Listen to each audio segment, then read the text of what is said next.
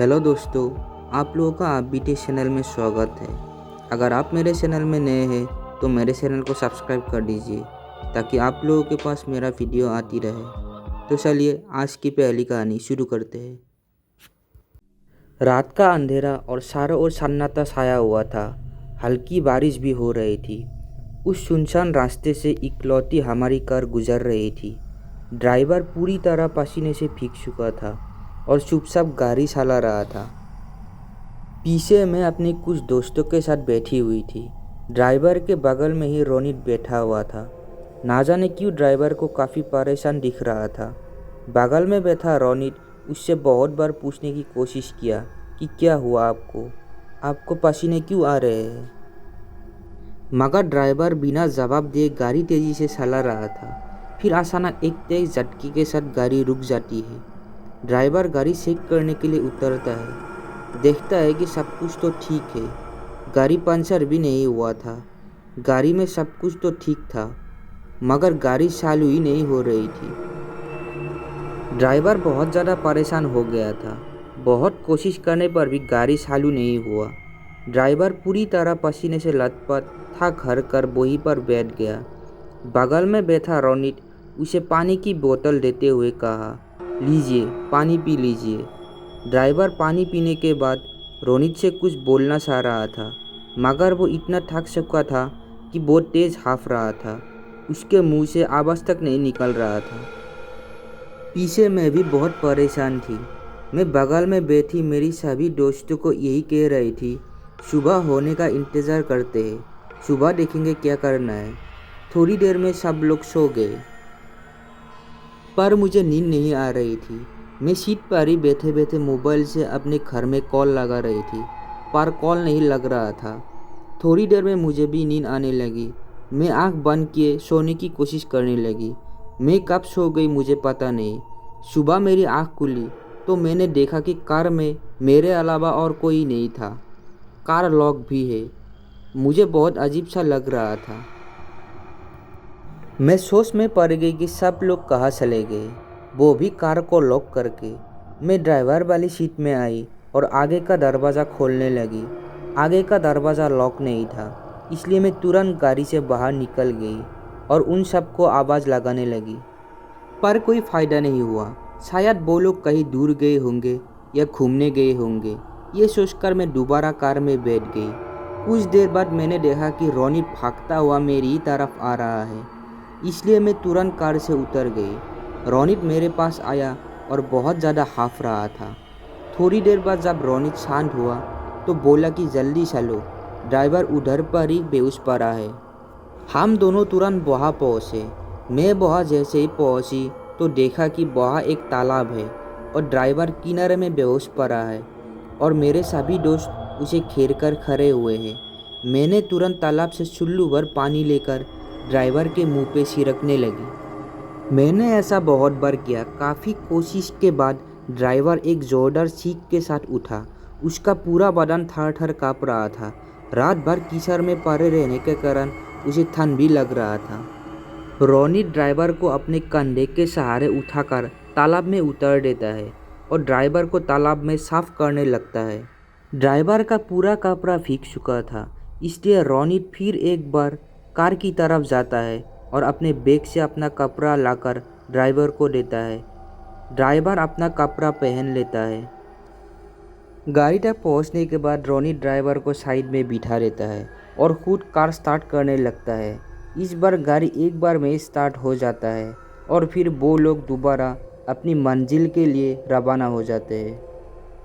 अभी भी उन्हें लगभग 60 किलोमीटर का रास्ता तय करना था और वो लोग पूरी मस्ती के साथ कार में बैठकर उस सफ़र का आनंद लेने लगे, मगर ड्राइवर बेचारा चुपचाप बैठा हुआ था। हम लोग जब उस रास्ते से निकल गए तो थोड़ी ही दूर में गांव का रास्ता पड़ने लगा। हर तरफ झोपड़ी, खेत और गांव की हरियाली दिखने लगी। लगभग 2 घंटे बाद हम लोग गांव पहुंच गए। वहाँ हम सब नीलम से मिले, जिसकी आज शादी है। नीलम हमारे स्कूल फ्रेंड है। नीलम हम सबको देख के बहुत खुश हुई। फिर हम लोग उसके घर गए। हर तरफ चहल पहल, नाच गाना चल रहा था। जब शाम हुई तो हम लोगों को एक कमरे में ले जाया गया जहाँ हम लोगों को ठहरना था। और चाय नाश्ता करने के बाद मैंने ड्राइवर से बहुत सारी बातें जानने की कोशिश की जो उसने महसूस किया था।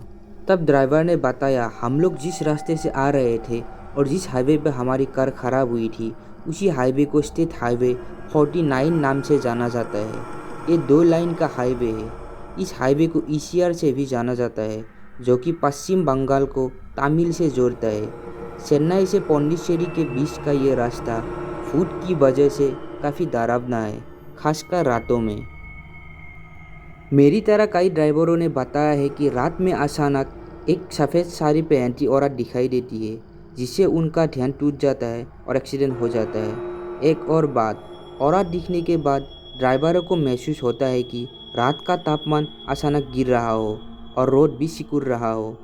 कोई ये भी बताया है कि जब सफ़ेद साड़ी पहनने वाली औरत दिखती है तो रीढ़ की हड्डी के नीचे कंपन महसूस होता है।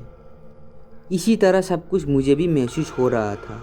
मुझे भी वो सफ़ेद साड़ी वाली औरत दिखाई दी थी। उसे देखकर ना जाने मुझे क्या हुआ, मैं भी उसके पीछे चला गया। जब मुझे होश आया तो मैंने खुद को तालाब के साइड में पाया और ना जाने क्यों मेरे दिमाग में शैतान सवार था कि मैं तालाब में उतर गया।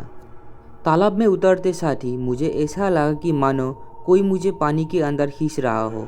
बहुत मशक्क़त के बाद मैं तालाब के साइड तक पहुंचा, जिसके बाद जो मैंने सुना क्या ही बताऊं। वही औरत मुझे दोबारा दिखाई दी। इस बार वो बहुत ही डरावनी तरीके से हंस रही थी। बोली कि अच्छा हुआ निकल गया तू यहाँ से, वरना तू आज जिंदा नहीं बचता। इसी तरह कुछ बोल रही थी मुझको, जिसके बाद मैं वही ना जाने कैसे बेहोश हो गया। ड्राइवर से ये बातें सुनने के बाद हम लोग उस हाईवे से नहीं जाना चाहते थे। हम लोग दूसरी रास्ते से घर वापस आए। दोस्तों, ये थी हमारी पहली कहानी। तो चलिए हमारी दूसरी कहानी शुरू करते हैं। एक लड़की छुट्टी पर ताइवान गई थी। उसने पैसे बचाने के लिए एक सस्ते होटल में रहने का फैसला किया। जब वो अपने कमरे में गई और खोलना शुरू किया तो उसने महसूस किया कि होटल के रिसेप्शनिस्ट ने उसे 6ठी मंजिल पर 66 नंबर कमरा दिया था। एक ठंडी उसकी रीढ़ की हड्डी के नीचे से चली गई, क्योंकि एक महीने में ये कमरा 666 का था।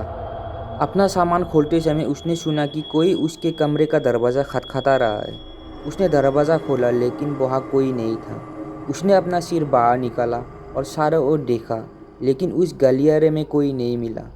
लड़की को लगा कि ये सिर्फ उनकी कल्पना है, इसलिए उसने दरवाज़ा बंद किया और फिर से पैकिंग शुरू की। अचानक दरवाजे पर एक दस्तक हुई।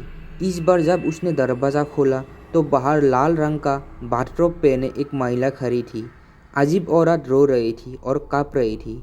उसने लड़की को बताया कि उसने गलती से खुद को अपने कमरे में बाहर बंद कर लिया था। अजीब महिला ने यह भी बताया कि उसे अपने पति से समस्या हो रही थी और वो वास्तव में उदास और आत्महत्या कर रही थी। लड़की को अजीब महिला के लिए खेद हुआ, इसलिए उसने लॉबी में जाने की पेशकश की और होटल के रिसेप्शनिस्ट से उसके लिए एक प्रतिस्थापन कुंजी प्राप्त करने की कोशिश की। हालांकि जब लड़की लिफ्ट को नीचे लॉबी में ले गई तो वो खाली थी। रिसेप्शन पर उसे कोई नहीं मिला। उसने मेज पर घंटी बजाई और इंतज़ार करने लगी। कुछ मिनट बाद रिसेप्शनिस्ट दिखाई दिया और लड़की ने उसे लाल बागे में महिला के कमरे की चाबी बदलने के लिए कहा। रिसेप्शनिस्ट ने कहा, लाल बागे में औरत? लाल वास्तव में कौन सी महिला है? लड़की ने कहा, ये अजीब औरत वो मेरे कमरे में आई थी क्योंकि वो अपने कमरे से बाहर बंद हो गई थी। रिसेप्शनिस्ट ने कहा, आप किस बारे में बात कर रहे हैं? आज हमारे पास 6ठी मंजिल पर केवल एक ही अतिथि रह रहा है और वो आप है।